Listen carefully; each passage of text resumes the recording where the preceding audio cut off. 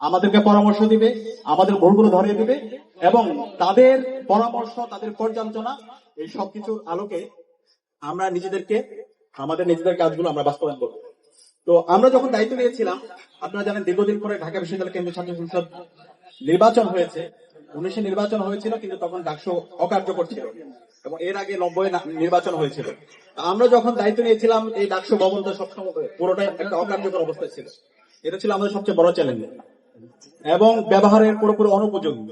তখন এই ডাকসু ভবনটাকে কার্যকর করার জন্য আমরা বিশ্ববিদ্যালয়ের শিক্ষার্থীদেরকে সাথে নিয়ে বিশ্ববিদ্যালয়ের প্রশাসনকে দফায় দফায় আমরা বসেছি, গণতান্ত্রিকভাবে আমরা আন্দোলন করেছি এবং তার এই ফলশ্রুতিতে আমরা এই অফিসটাকে ব্যবহার উপযোগী করতে পেরেছি এবং এই ব্যবহার উপযোগী করতে আমাদের 1.5 মাস করে যায়। এখন পর্যন্ত কাজ চলছে। আপনারা যদি 4 মাস হয়ে গেল, আপনারা যদি যান এখন পর্যন্ত দেখতে পাবেন এখানে ডাকসু ভবনের কাজ চলমান আছে।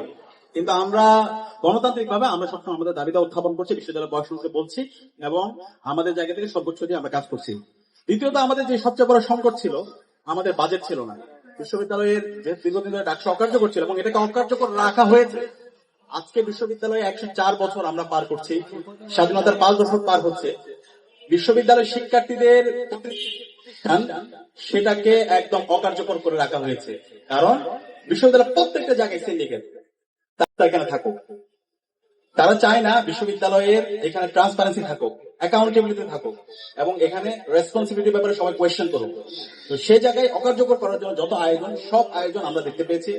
প্রশাসনের পক্ষ থেকে বিভিন্নভাবে আমরা অসহযোগিতা দেখতে পেয়েছি এবং বিভিন্ন পক্ষ এই শিক্ষার্থীদের প্রতিনিধিরা যেন কাজ করতে না পারে বিভিন্নভাবে তারা আমাদের বিরুদ্ধে অপবাদ দিয়েছেন, বিভিন্ন কাজ করেছেন। কিন্তু আমরা সুস্থভাবে আমাদের যে গণতান্ত্রিক যে আন্দোলন, সেই আন্দোলন আমরা জারি রেখেছি এবং তারই ফলশ্রুতিতে আমরা বিশ্ববিদ্যালয় অ্যালামনাই যারা আছে এবং দেশীয় এবং আন্তর্জাতিক আমাদের যে রিসোর্স গুলো আছে তাদের সাথে আমরা কানেক্ট হয়ে আমরা বাজেট গুলো ম্যানেজ করার চেষ্টা করেছি এবং এই ক্ষেত্রে আমরা চাইলে আমরা অজুহাত দিতে পারতাম যে আমরা বিশ্ববিদ্যালয় থেকে ফান্ড পাচ্ছি না, আমরা কাজ করতে পারছি, কিন্তু আমরা বসেছিলাম না।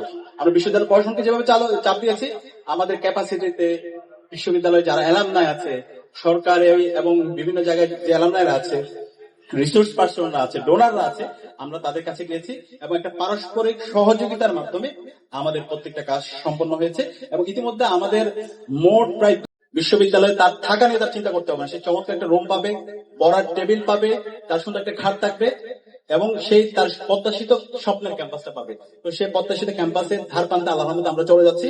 আশা করছি আমাদেরকে দেশবাসী যেভাবে আমাদেরকে দোয়া করছে, শিক্ষার্থীরা যেভাবে আমাদের পাশে আছে, আমরা শিক্ষার্থীদেরকে সাথে নিয়ে, শিক্ষার্থীরা আমাদেরকে যে বৈধতা দিয়েছিল সেই বৈধতাকে সাথে নিয়ে, শিক্ষার্থীদের ম্যান্ডেট নিয়ে আমরা সব দাবি দেওয়া আদায় করে নেব ইনশাআল্লাহ।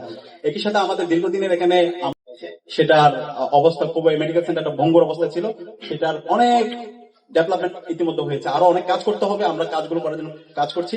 আপনাদের সবাইকে অনুরোধ করবো একটু মেডিকেল সেন্টারে যাবেন। মেডিকেল সেন্টারে আমূল পরিবর্তন। আমাদের তুরস্কের দাতব্য প্রতিষ্ঠান টিকার মাধ্যমে প্রায় 3 কোটি টাকার প্রকল্পের কাজ ইতিমধ্যে বাস্তবায়ন হয়ে গেছে। আরো অনেকগুলো প্রকল্পের কাজ চলমান আছে। এখানে দক্ষ জনবল দরকার, সেটার জন্য আমরা কাজ করছি এবং এটাকে পুরোটা অটোমেশনের আওতায় নিয়ে আসার জন্য আমরা কাজ করছি।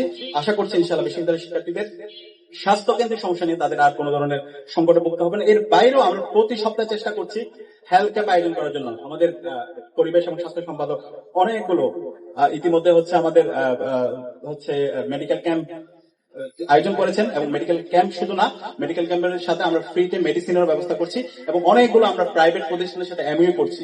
তো ইতিমধ্যে এই কাজগুলো, প্রসেসের কাজগুলো চলমান আছে। আমরা শিক্ষার্থীদের স্বাস্থ্য নিরাপত্তা নিশ্চিত করার জন্য সেটা আমরা সার্বিকভাবে কাজ করছি। একই সাথে আমাদের বিশ্ববিদ্যালয়ের যে ধর্মীয় স্থাপনাগুলো আছে, আমরা বলেছিলাম বিশ্ববিদ্যালয় হচ্ছে একটা মাল্টিকালচারাল ইনস্টিটিউট। এখানে সকল ধর্ম, সকল বর্ণ, সকল জাতি গোষ্ঠী সবাই আমরা একসাথে মিলে আমরা কাজ করবো এবং সবার অধিকার আমরা নিশ্চিত করবো। তো আমাদের বিশ্ববিদ্যালয়ে যে মসজিদটি আছে, কেন্দ্রীয় মসজিদ, 65 বছর জুড়ে এই মসজিদে কোনো সংস্কার হয় না। এটা ভাবা যায় ঢাকা বিশ্ববিদ্যালয়ে একটা মসজিদ লাগবে না।